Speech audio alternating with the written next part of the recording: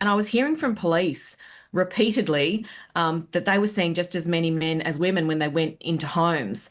So I started to explore this idea a bit further, and I used to do family mediation and saw a lot of that in that process. So this has been something that's happened to me over time, and now speaking with police, it was like, hang on a minute, this is probably getting worse than I thought. Um, but I knew that Tasmanian police were doing an amazing job. You know, they were really careful about making sure people were not misrepresented. And I wanted to share that. And I wanted to share my approach to teaching that was more of a humanistic approach rather than a feminist approach. So really, you Um, weren't criticising the police in Tasmania, what was no, going on. no, You were not at basically all. saying that the training needs to focus on them going into a situation and looking at behaviour, looking at the behaviour, assessing it that way, and not looking at gender, not turning it Yes. into a gender bias issue.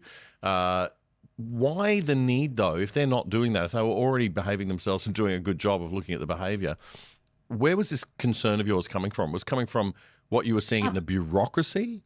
I think it's more just generally what you hear in the community. It was like it wasn't public, and I didn't realize how underground the way I was teaching had become. And I think it was that they wanted the community sector to think they were teaching from a gender-based violence approach, women as victims, men as perpetrators. Oh, they Um, wanted the community to think that. I think so, Wow. given their response. That was a clip from The Other Side. Check us out, othersidetv.com.au.